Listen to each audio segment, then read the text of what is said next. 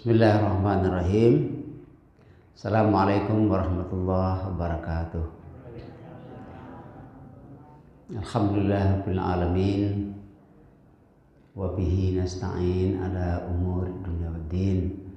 Shalatu wassalamu ala asyrafil anbiya'i wal mursalin sayyidina Muhammadin wa ala alihi wa ashabihi ajma'in. Allahumma anta rabbi la ilaha illa anta khalaqtani wa ana abduka wa ana ala ahdika wa wa'dika mastata'tu a'udzu bika min syarri ma sana'tu abu'u laka min ni'matika alayya wa abu'u bi dhanbi faghfirli fa innahu la yaghfiru dzunuba illa anta. Ibu dan bapak yang saya muliakan, alhamdulillah, bersyukur kita kepada Allah Subhanahu wa taala pagi ini dan masih dalam keadaan sehat dan dapat melaksanakan ibadah rutin kita di pagi hari, saat waktu yang paling berharga, waktu yang paling baik dan waktu yang paling strategis. Kenapa kita katakan seperti itu? Karena berawalnya hidup kita ke depan itu adalah pagi ini. Dalam Al-Quran Allah mengatakan wa ja'alnal laila libasa wan nahara ma'asya. Ya. Jadi siang hari itu, malam hari itu untuk istirahat. Siang hari itu untuk kehidupan, untuk bekerja. Nah, untuk bekerja itu kita punya dua sisi dalam hidup kita. Ada jasmani, ada rohani.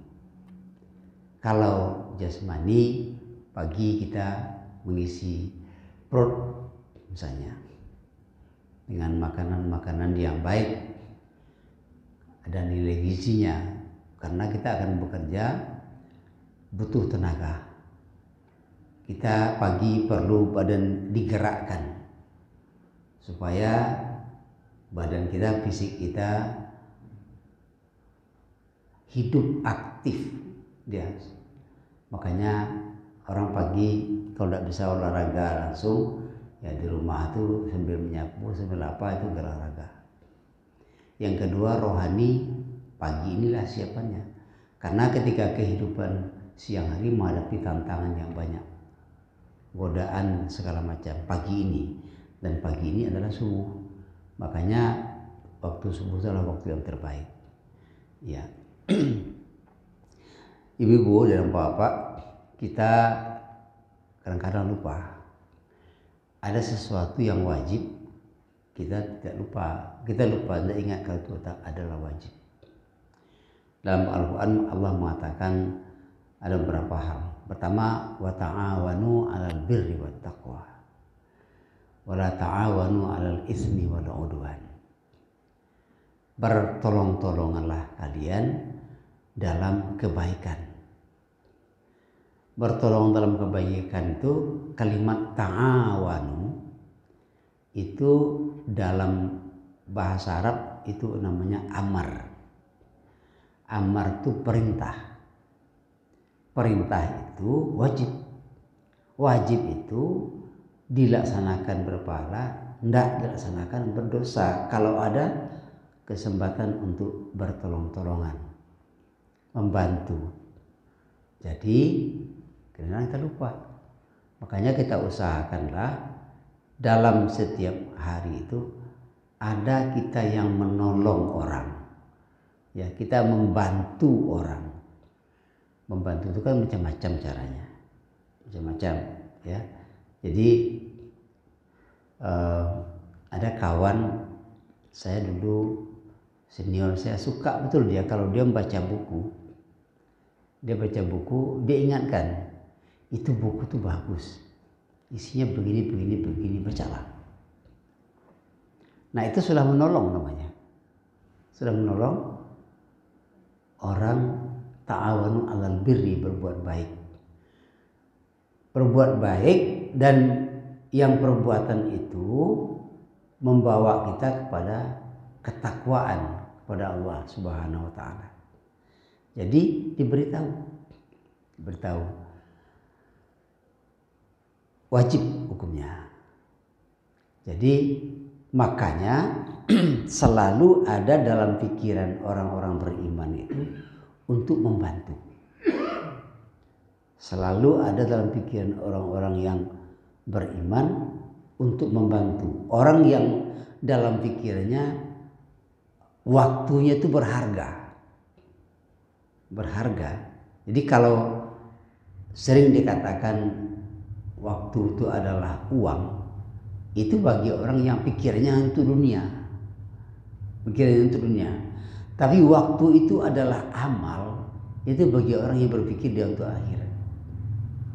Selalu. Jadi dia cari saja celah-celah apa saja, di mana saja, apa yang bisa saya lakukan ya untuk kebaikan. Selalu berpikir orang beriman itu begitu. Maka beruntunglah orang yang menggunakan itu. Wa ta'awanu 'alal birri, dan kebaikan itu mengarah kepada takwa. Bahkan kalau kita misalnya mendapatkan sesuatu ilmu misalnya, maka kita sampaikan itu sudah menolong kepada kebaikan dan ketakwaan. Sampaikan, ya. Ada seorang kawan dan sebenarnya dia masih junior dari saya. Katanya ada satu buku Pak bagus sekali. Dan ya karena masih junior, dia masih muda. Dari segi dia tidak melihat bahwa orang ini saya itu lebih senior dari dia, tidak begitu. Tapi dia melihat karena itu adalah baik, dicarinya buku itu, dibelinya, dan buku itu mahal harganya. Belikannya. Nah, ketika saya baca buku itu, kemudian saya sampaikan ke orang lain. Apa yang terjadi untuk dia? Ketika saya baca, dia yang membeli buku itu, sampaikan ke orang lain, saya amalkan, orang lain mengamalkan. Untuk dia, buku itu mendatangkan pahala yang berlanjut-lanjut. Amal jariah. Jadi begitu, cari selalu celah apa yang bisa dibantu. Cari selalu celah apa yang dibantu untuk masyarakat. Minimal mendoakan orang. Kan sudah sering kita dengarkan, kita ke pasar nampak orang begini, doakan. Ya Allah, orang Mangaleh kau mudahkanlah rezekinya ya Allah. Nampak orang berjalan sakit, ya Allah sehatkanlah dia cepat ya Allah. Itu karena doa itu ternyata balik ke kita. Doa itu ternyata balik ke kita.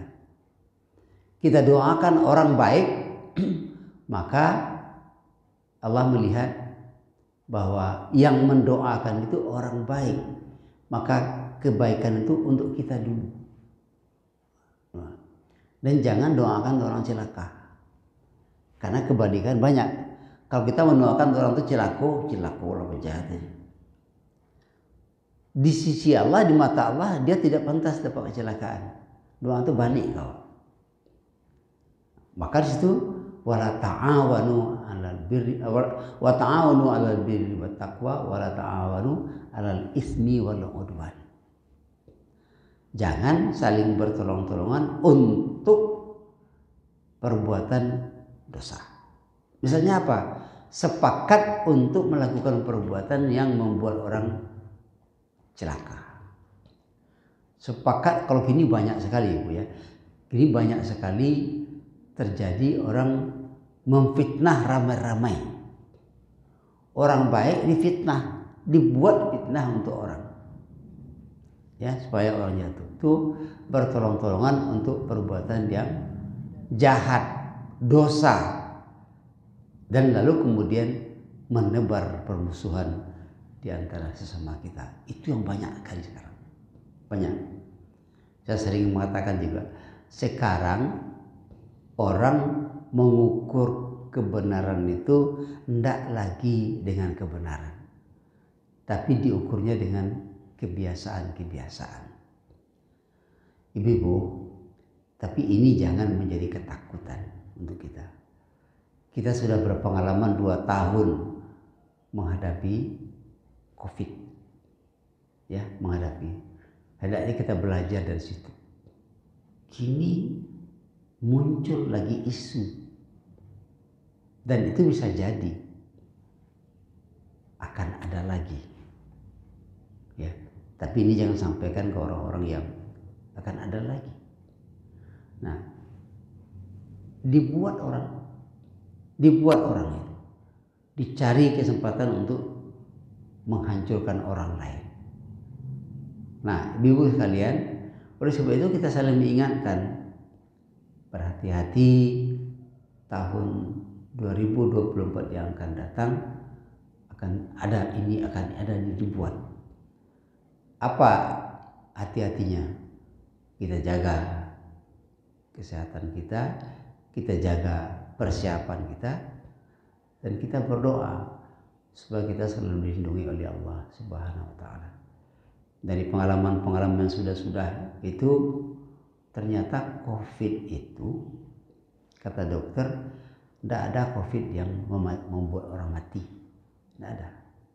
Yang ada kecemasan, kemudian pemberian obat yang berlebihan karena ketakutan, lalu tubuh tidak kuat itu. Nah, ini belajar kita. Saya sampaikan sekarang itu mudah-mudahan tidak terjadi kalau Allah tidak mengizinkan. Kenapa? Bisa aja Allah mengizinkan. Karena dunia ini sekarang sudah benar-benar rusak.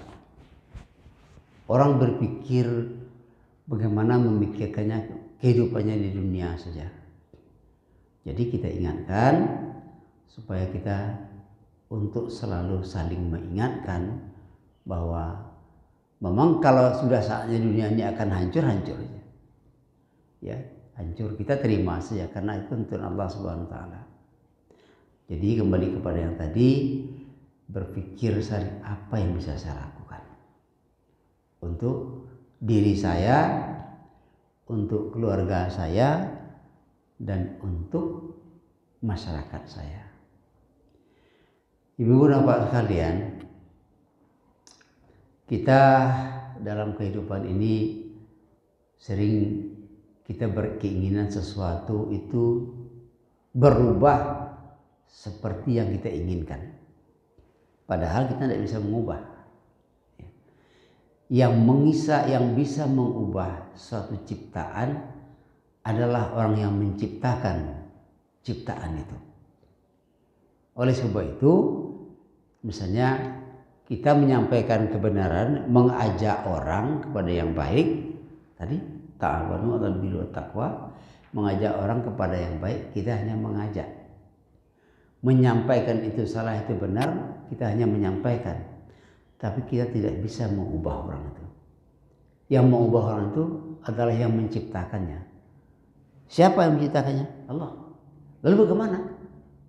Caranya adalah kita mohon kepada Allah supaya itu berubah.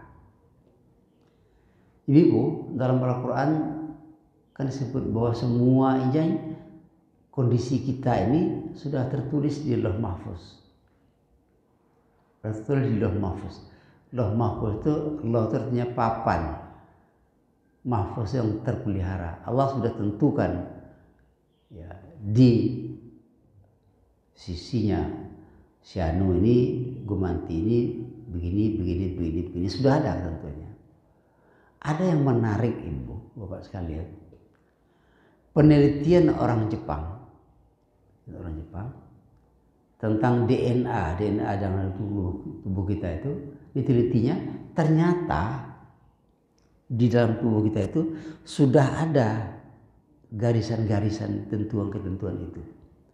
Kalau saya pagi ini akan menyampaikan tausiah, sudah ada dalam DNA saya. Kalau kita pagi ini akan bertemu, sudah ada jadi sudah ada, kita tinggal menjalani saja. Cuma istilahnya DNA itu on off istilah orang sekarang. Dia bisa di on kan, bisa di off kan. Bisa hidup, bisa mati, dimatikan. Artinya bisa berubah. Siapa yang merubah itu? Merubah takdir yang ada dalam diri kita ini, bahwa kita ini akan begini, kita akan begitu, ya. Kita akan sakit, kita akan mati sekian. tahun sekian. Yang bisa merubah itu yang membuatnya. Yang buatnya siapa? Allah. Lalu bagaimana cara kita supaya takdir kita itu bisa berubah? Minta kepada Allah. Kata Nabi, tidak ada yang bisa mengubah takdir kecuali doa. Disitulah letak pentingnya doa itu. Doa orang yang sungguh-sungguh dan doa orang yang ikhlas itu bisa mengguncangkan aras. Begitu doa. Jadi Allah lah yang akan bisa mengubah takdir. Ya, Allah yang akan bisa mengubah takdir. Makanya semuanya akan. Makanya jangan malas. Jangan malas. Semuanya bisa berubah untuk siapapun, kecuali yang tidak akan bisa berubah itu adalah orang yang pemalas. Pemalas termasuk berdoa saja tidak mau, malas. Mungkin pernah saya sampaikan ke ibu-ibu dulu. Waktu saya naik haji dulu tahun 97, ada seorang ibu-ibu biasa kalau di Masjidil Haram itu biasa orang sesat, banyak orang sesat. Tidak tahu pintu keluar karena begitu besarnya. Jadi tahu datangnya ibu, Pak, bantu saya Pak. Kenapa? Saya tidak tahu saya keluar kemana keluarnya. Jadi saya tanya ibu dulu, tadi masuk dari mana? Dari pintu Bawah Salam, dekat Sa'i. Ayah kita sana cari, tidak jumpa ada pintu itu. Tapi ibu, saya minta ibu istighfar. Bawah Salam. Saya antar ke situ, nampak dia tidak istighfar, dia diam saja. Istighfar bu, yuk. Tapi dia tidak istighfar. Udah sampai ke pintu itu, tidak sini dapatnya. Betul? Putar lagi, tidak juga. Udah keliling Masjidil Haram sebesar itu, tidak juga. Saya sudah capek, Pak. Saya tawaf tadi Pak, tolong kau ini saya tawaf. Aku ndak iyo ibu, berubah. Ibu istighfar lah, iyo, tapi dia tidak lakukan. Saya sudah capek, Bu. Nanti kalau ibu istighfar, berdoa kepada Allah, nanti akan terbuka. Di mana tempat ibu akan datang, dia itu yakinlah. Sepertinya enggak nih. Ya karena saya lihat ini orangnya tidak mau berusaha. Tidak mau berusaha. Kita harus berusaha dulu, baru Allah datangkan kemudian ma'unahnya, pertolongannya. Akhirnya apa? Saya ambil air Zam-Zam itu yang ada di termos dalam masjid itu, saya kasih ibu minum ini, ibu duduk di sini, ibu istighfar di sini, ibu doa. Saya sudah capek, tadi ibu sudah keliling tidak harus saya hantar dan juga bisa ibu tidak mau berdoa, istighfar sekarang. Saya pamit dulu. Jadi ada orang yang untuk berdoa saja malas. Untuk berdoa saja malas. Ya. Orang yang malas berdoa itu berarti dia tidak mau menyerahkan dirinya kepada Allah.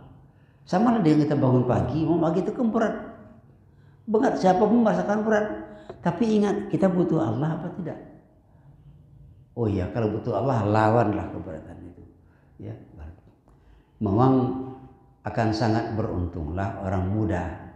Makanya dalam hadis dikatakan nanti salah satu orang yang akan dapat lindungan Allah di yaumil mahsyar dari panas yang satu adalah anak muda yang hatinya qalbuhu mu'allaqun masjid. Yang hatinya tergantung di masjid. Ya, orang tua juga, tapi yang lebih utama itu lebih muda karena lebih bagus. Kenapa? Tenaga lebih kuat. Nah, kalau kita ini kan berlawan, berjihad, tapi ada satu pendapat mengatakan malah lebih bagus juga orang tua. Kenapa? Karena dia berjihad betul. Ya. Yang kayak capek tagak dari lalu salah Pak ya. Ya. Jadi, tapi kalau ingat saya butuh kepada Allah. Saya butuh pertolongan Allah. Tunjukkan bahwa kita itu butuh kepada Allah. Apa? Berdoa. Beribadah. Tunjukkan itu. Allah akan bantu. Allah akan sampaikan. Kehidupannya akan berkah. Ya.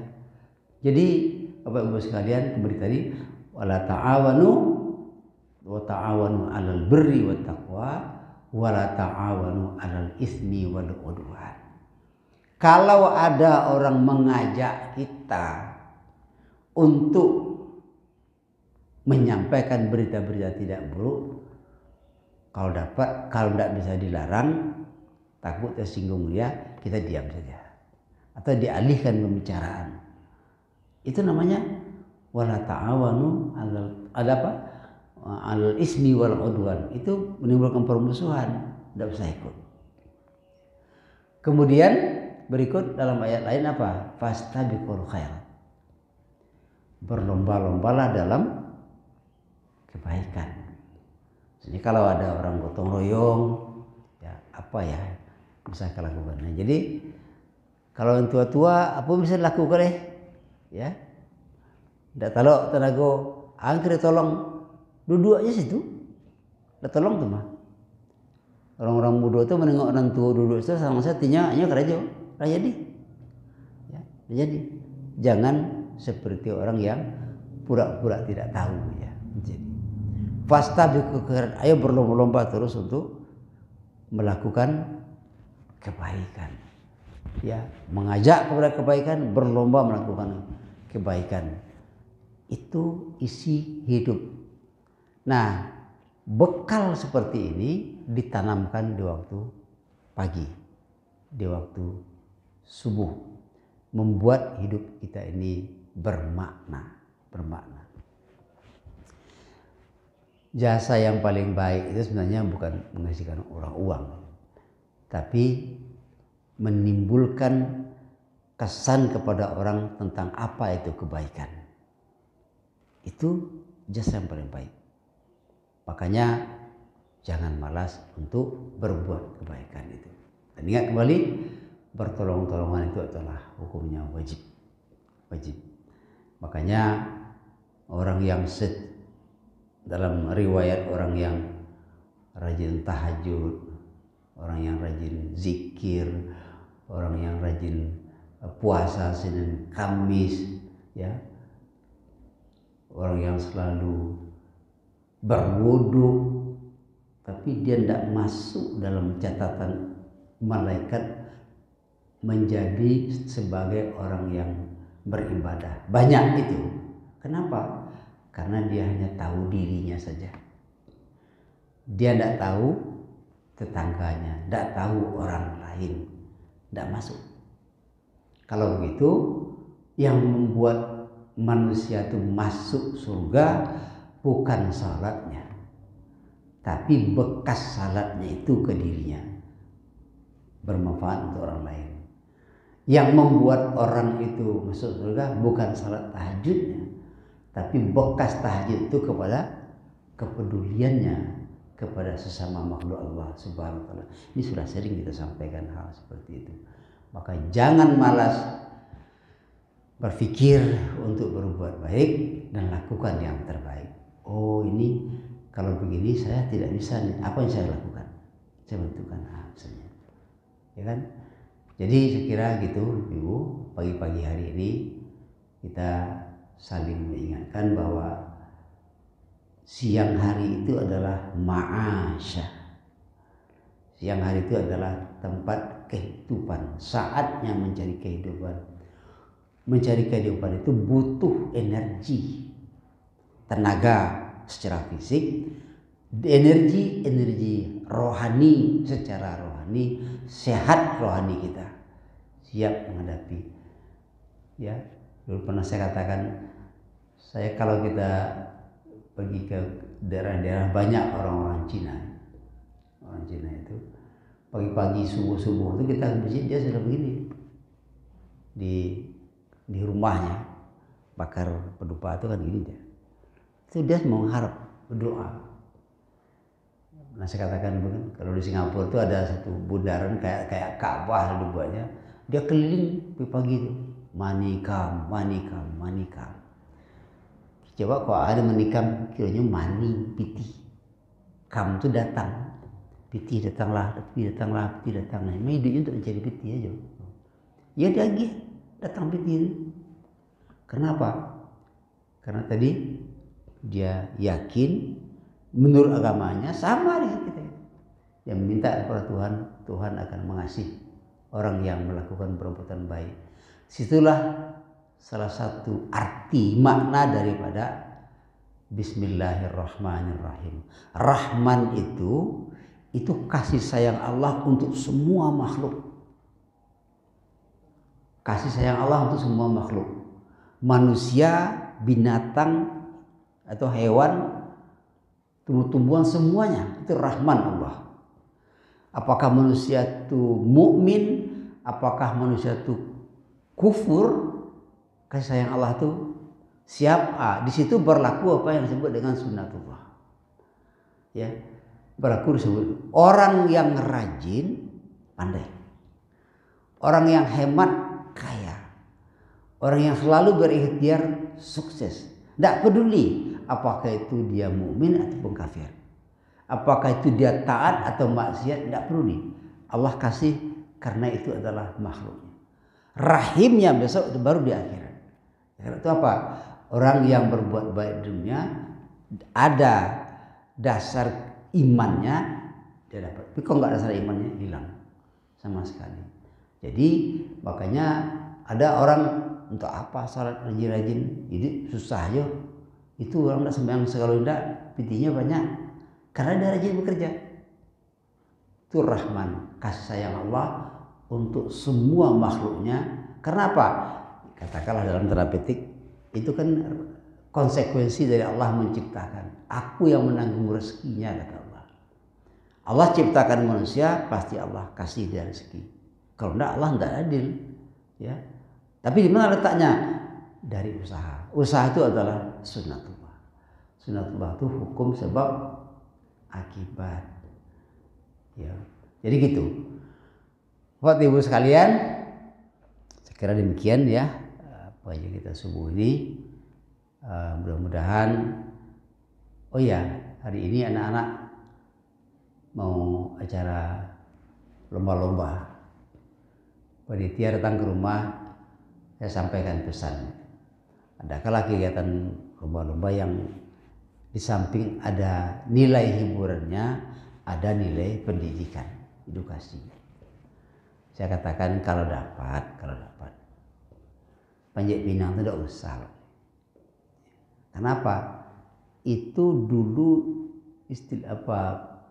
permainan Panjat Pinang itu permainan dibuat oleh penjajah untuk dia menengok hibur-hiburan, menengok kita seperti orang budak. Penghinaan sebenarnya itu. Kan tidak kan? Pinang dulu tagak katanya ada gila gomok. Itu balikin orang supaya dan tidak jarang terjadi jatuh. Yang paling payah itu jatuh. Kalau yang paling atas yang di bawah tidak tahan deh, tiga tergantung ada terlapih ke watuk. Itu kan jangan, kalau dapat itu jangan laksanakan. Dia tanya enggak, alhamdulillah enggak dibuat deh. Ini kalau kami ikut Pak. Dan itu tidak ada unsur edukasi sama sekali. Tapi kalau lari ke ruang ada edukasinya. Apa edukasinya? Menjaga keseimbangan badan, ya, berusaha. Itu ada. Nah, yang rancak itu di Piaman ya Pak. Di Piaman itu digantinya Panjat Pinang itu Jawa baru. Gantuan kerang biar deh. Oh baru tuh kacau-kacau itu. Itu malah hiburan, bisa. Ada hiburannya. Ini masa hiburan orang dipijak anak di bawah patah apa sebanyak berapa orang katanya itu. Hanya tegak di bawah seorang. Tidak tahan-tahannya lepih aja. Jatuh ke bawah. Itu tidak mendidik. Itu perangai yang orang-orang penjajah dulu menganggap kita ini adalah bangsa budak. Indonesia ini dijajah sekian lama. Ya. Jadi dalam rangka memperingati 17 Agustus itu kemarin waktu Jumat juga saya sampaikan Saya sampaikan bahwa Belanda itu negerinya tidak besar, kecil. Orangnya tidak banyak. Belanda itu bukan bangsa yang superpower di Eropa, enggak sama dengan Jerman, dengan Inggris, dengan Italia, dengan Perancis, enggak. Tetapi kenapa dia bisa menjajah kita berabad-abad, sampai 3,5 abad? Senjata apa yang digunakannya? Senjatanya rupanya apa? Nyadu-adu bawa. Akibatnya kita saling bermusuhan antara satu dengan yang lain, tidak pernah kompak. Kalau melawan cik-cik saja, mudahnya petahkan. Dan dipakai pula orang-orang Indonesia sendiri untuk membunuh sesamanya. Ini terjadi seperti itu. Itu senjatanya. Tapi ketika bersatu bangsa kita, yang satu berjuang di medan perang, terjun ke medan perang, pakai parang, pakai bambu runcing misalnya. Secara akal tidak mungkin bisa bambu runcing mengalahkan tank wajah, parang tank wajah. Tetapi yang lain berjuang di meja perundingan, mengasah otak. Di lapangan mengasah tinju, mengasah fisik dengan senjata, tapi di meja perundingan mengasah otak, mengasah lidah. Ya. Jadi serentak. Nah, yang tua-tua, yang ulama-ulama berdoa. 3 perjuangan. Di medan laga, di meja perundingan, dan di tempat ibadah sekaligus. Bersatu Allah datangkan. Nah, sekarang orang melihat negeri kita ini masih kaya, dia tidak mau Indonesia bersatu, maka dia adu domba kita. Maka hati-hati, besok tahun politik sekarang sudah mulai, ya, tahun politik sudah mulai, tahun 2024 besok itu akan terjadi. Tidak tahulah apa yang akan terjadi, kita tidak tahu, tapi kita harus hati-hati jangan sampai kita berpecah belah. Ya, pilihan orang. Ya, kalau mensyukuri nikmat kemerdekaan, maka jagalah senjata untuk merdeka itu bersatu, maka kita bersatu. Oh, soal partai skala becik itu soal selero, silahkan. Tapi perlu kita mengingatkan bagi yang tahu mana yang akan dipilih, pelajari dulu. Bertanyalah kepada yang tahu siapa yang akan kita pilih atau partai apa yang akan kita pilih. Baiklah, ya. Itu dulu, mudah-mudahan pagi ini mendatangkan